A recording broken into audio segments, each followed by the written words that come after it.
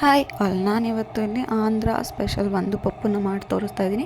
ಹೇಗೆ ಮಾಡೋದು, ಏನೆಲ್ಲ ಬೇಕು ಅಂತ ನೋಡೋಣ ಬನ್ನಿ. ನಾನಿಲ್ಲಿ ಕುಕ್ಕರಿಗೆ ಫಸ್ಟ್ ಎಲ್ಲ ಇಂಗ್ರೀಡಿಯೆಂಟ್ನ ಹಾಕ್ಕೋತಾ ಇದ್ದೀನಿ. ಇಲ್ಲಿ ನಾನು ಒಂದು ಅರ್ಧ ಕಪ್ ಬೇಳೆನ ತೊಗೊಂಡಿದ್ದೀನಿ, ಹಾಗೆ ಒಂದು ಈರುಳ್ಳಿನ ತೊಗೊಂಡಿದ್ದೀನಿ, 2 ಟೊಮೊಟೊನ ತೊಗೊಂಡಿದ್ದೀನಿ, ಖಾರಕ್ಕೆ ಹಸಿಮೆಣಸು ಒಂದು 4ರಿಂದ 5 ತೊಗೊಂಡಿದ್ದೀನಿ, ಹಾಗೆ ಬೆಳ್ಳುಳ್ಳಿ ಹೆಸಳನ್ನು ಒಂದು 7ರಿಂದ 8 ತೊಗೊಂಡಿದ್ದೀನಿ, ಹಾಗೆ ಒಂದು ಕಟ್ಟು ಪಾಲಕ್ ಸೊಪ್ಪು. ಇವತ್ತು ನಾನು ಮಾಡ್ತಾ ಇರೋದು ಪಾಲಕ್ ಪಪ್ಪು ಆಗಿರೋದ್ರಿಂದ ಪಾಲಕ್ ಸೊಪ್ಪೇ ಇಂಪಾರ್ಟೆಂಟ್ ಆಗುತ್ತೆ. ಇದಕ್ಕೆ ಫುಲ್ ಒಂದು ಕಟ್ಟನ್ನು ತೊಗೊಂಡಿದ್ದೀನಿ. ಹಾಗೆ ಇದಕ್ಕೆ ಒಂದು ಸ್ವಲ್ಪ ಧನಿಯಾ ಪೌಡರ್, ಒಂದು ಸ್ವಲ್ಪ ಉಪ್ಪು, ಹಾಗೆ ಒಂದು ಸ್ವಲ್ಪ ಖಾರದ ಪುಡಿನೂ ಕೂಡ ಹಾಕ್ಕೊತಾ ಇದ್ದೀನಿ.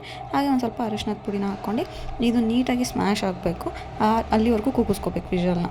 ಈಗ ಸ್ಮ್ಯಾಶ್ ಮಾಡೋ ಅಂದರೆ ಫುಲ್ ಇಂಗ್ರೀಡಿಯೆಂಟ್ ಕರ್ಗೋ ಥರ ಕೂಗಿದೆ. ಈಗ ಲಿಡ್ನ ಓಪನ್ ಮಾಡಿ ತೋರಿಸ್ತಾ ಇದ್ದೀನಿ ನೋಡಿ. ಇದನ್ನೀಗ ನಾನು ಸ್ಮ್ಯಾಶ್ ಮಾಡ್ಕೋತಾ ಇದ್ದೀನಿ. ಹಾಗೆ ನಾನಿವಾಗ ಹುಣಸೆಹಣ್ಣು ಕೂಡ ಹಾಕ್ಕೊಂಡಿದ್ದೆ ಕುಕ್ಕರಿಗೆ, ಈಗ ಒಂದು ಪಾತ್ರೆಗೆ ಇದನ್ನು ಶಿಫ್ಟ್ ಮಾಡ್ಕೊಂಡು ಒಂದು ಒಗ್ಗರಣೆ ಹಾಕೋಬೇಕು. ಬಟ್ ತುಪ್ಪದಲ್ಲೇ ಒಗ್ಗರಣೆ ಹಾಕೋಬೇಕು, ಅವಾಗ ಟೇಸ್ಟ್ ತುಂಬ ಚೆನ್ನಾಗಿರುತ್ತೆ. ಇವಾಗ ನನಗೆ ತುಪ್ಪ ಪ್ಯಾನಿಗೆ ಹಾಕ್ಕೊಂಡು ಬಿಸಿ ಆದಮೇಲೆ ಬೆಳ್ಳುಳ್ಳಿ, ಸಾಸಿವೆ, ಜೀರಿಗೆ, ಒಣಮೆಣಸು, ಕರಿಬೇವಿನ ಸೊಪ್ಪು, ಹಾಗೆ ಸಣ್ಣದಾಗಿ ಹೆಚ್ಚಿರುವಂಥ ಒಂದು ಅರ್ಧ ಈರುಳ್ಳಿನ ಹಾಕ್ಕೊಂಡು ಇದು ರೋಸ್ಟ್ ಆಗೋದಾಗ ಫ್ರೈ ಮಾಡ್ಕೊಬೇಕು. ಅವಾಗ ಅದು ಚಿಕ್ಕದಾಗ ಸ್ಪೈಸಿ ಒಂಥರ ಟೇಸ್ಟ್ ಕ್ರಂಚಿಯಾಗಿ ಚೆನ್ನಾಗಿರುತ್ತೆ. ಇದು ಒಂದು ಆಂಧ್ರ ಪಪ್ಪು ರೆಡಿಯಾಗಿದೆ. Thank you.